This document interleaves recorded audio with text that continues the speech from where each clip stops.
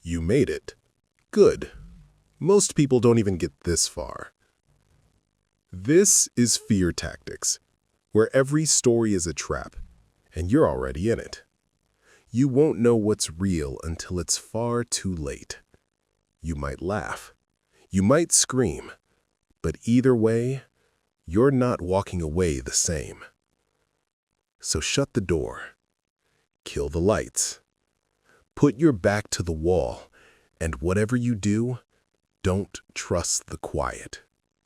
Because it's never really quiet. Not here. Welcome to Fear Tactics. So, I don't really know how to start this. Maybe with the ad. 1 bedroom, 1 bathroom, $400 a month. Heat included. Quiet building. Perfect for singles. The kind of Craigslist post you assume is fake. Except it wasn't. Brentmore Apartments. $400 a month. In a city where parking spaces cost more. I should have known it was too good to be true. First few nights were normal. Well, quiet. No noisy neighbors, no parties. The woman in 3B always smiled but never talked. Maintenance guy looked like he hadn't slept in a year. But it was cheap. No bugs. Heat actually worked. Then the sounds started. It was always around 3 a.m. Same time. Same pattern. Light thumps. Scrapes. Like someone dragging furniture across the floor above me.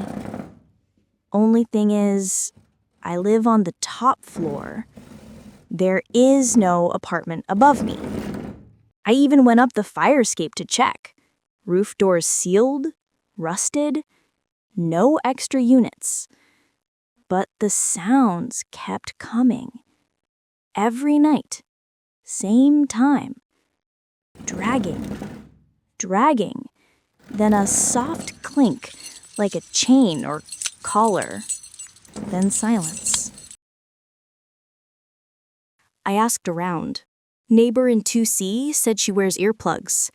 Guy in 4A just stared at me like I asked where his blood type came from. Said, "Don't feed it," and walked away. I thought he was joking. I laughed. He didn't. Things got worse the 4th night. I woke up to this vibration in the wall, like something big was crawling behind the drywall. It shook the outlet, knocked over a glass. Even my cat freaked out, ears flat, tail puffed, hissed at the vent. I pressed my ear to the wall, breathing. Wet, shallow, hungry breathing. I left the apartment that night, stayed in a diner until sunrise, thought I was just tired, losing it. Came back. Everything looked normal. Until I opened the fridge. And inside, sitting right on the middle shelf, was a key. Old, iron, attached to a tag that said, "You live above it." I didn't eat. I didn't sleep. Next night, I turned off every light, sat in silence, waited. 3:04 a.m. The thumping started again, above me, but this time it was faster, rhythmic, something pacing. Then, from inside the vent above my bed, I heard a voice. "I'm still hungry." I screamed, ran out, pounded on every door. Nobody answered.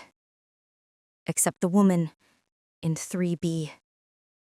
She opened her door just a crack and said, "Don't open the vent. That's how it learns you." I moved out the next day.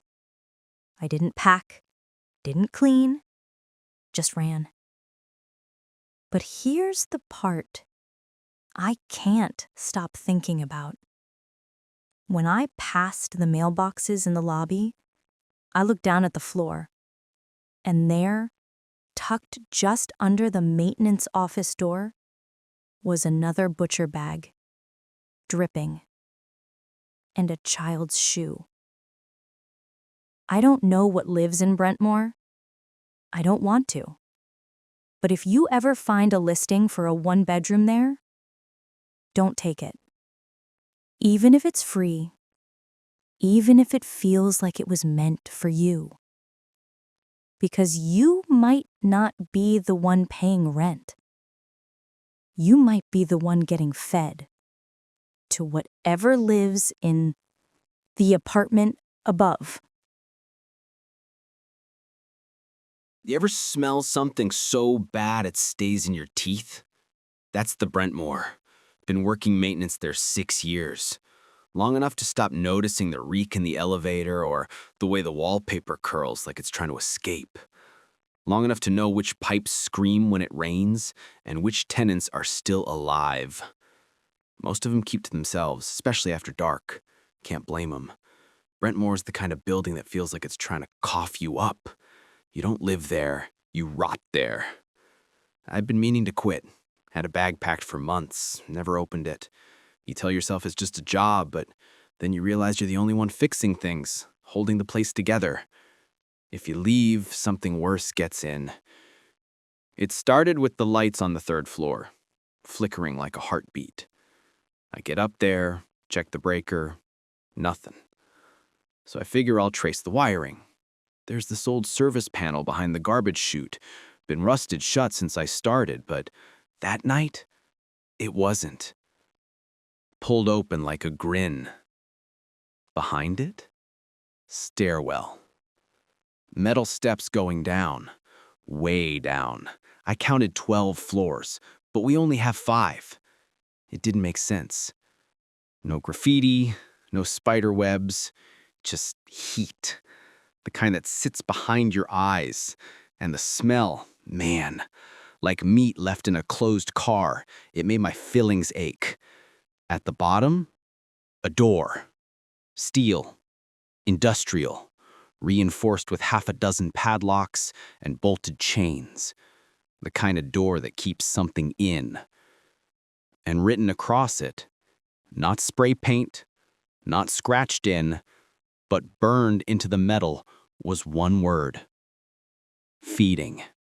I got out of there fast, went home, locked every door, took a shower hot enough to melt skin, told myself it was just some weird sub-basement, maybe left over from the old hospital that was here before the Brentmore. I even looked it up. Guess what? No records, no blueprints, nothing beneath floor 1.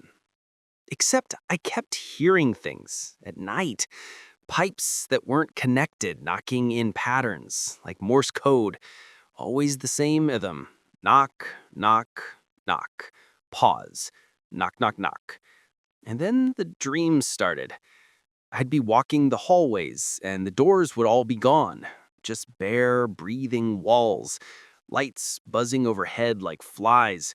Something wet behind me dragging itself. I'd wake up with blood in my nose, nails full of drywall. Then I saw the girl. Skinny thing, barefoot, hair down to her hips like she hadn't cut it in years. She was standing at the elevator at 2 a.m., holding a bag from the butcher's shop down on 9th. Raw meat. I could smell it from across the lobby. She looked right at me.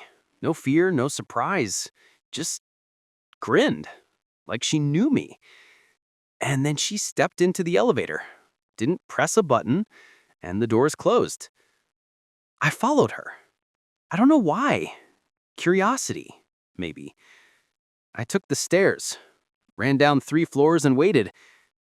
No one came out. But when I cracked open the service panel again, the stairwell was hot, fresh. And on the bottom step was a child's shoe. Red. Blood on the laces. Still wet. The next day, I found the key. It was sitting inside the mail chute, wrapped in butcher paper. No name, just a tag tied to it. 1 down. That night I went back. I don't know why.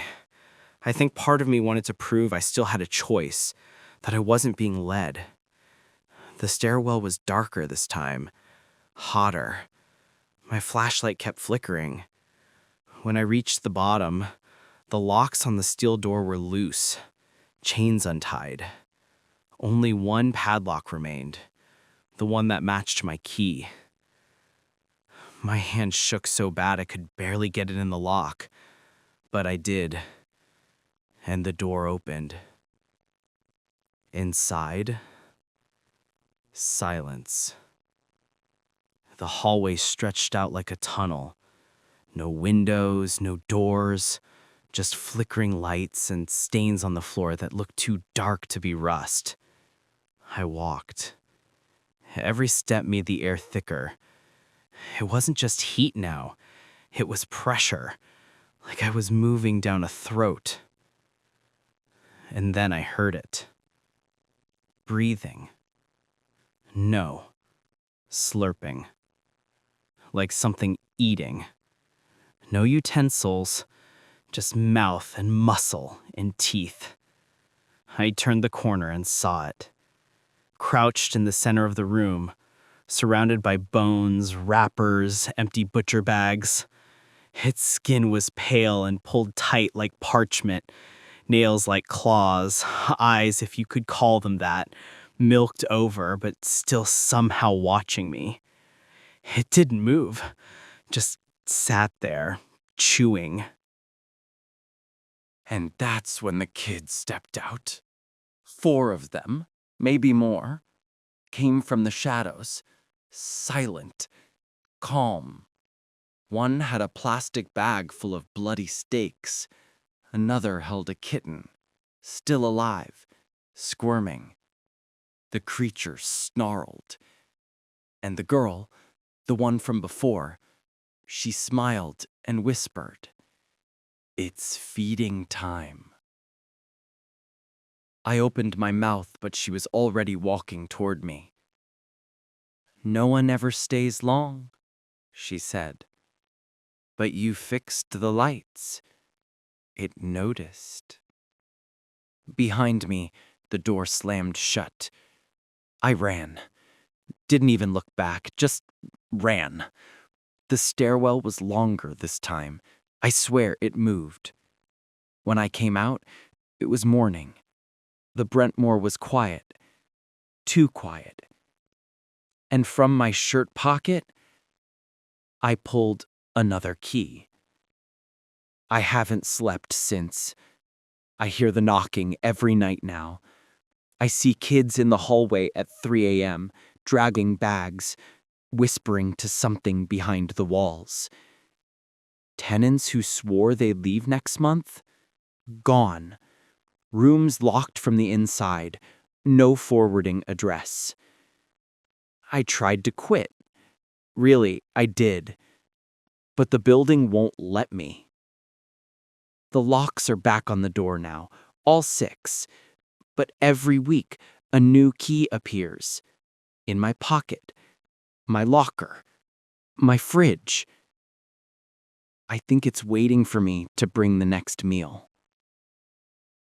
And you? You're here listening to this because you were invited. Just like me. So let me ask you something. Have you ever smelled something so bad you can still taste it? Good. You'll fit right in.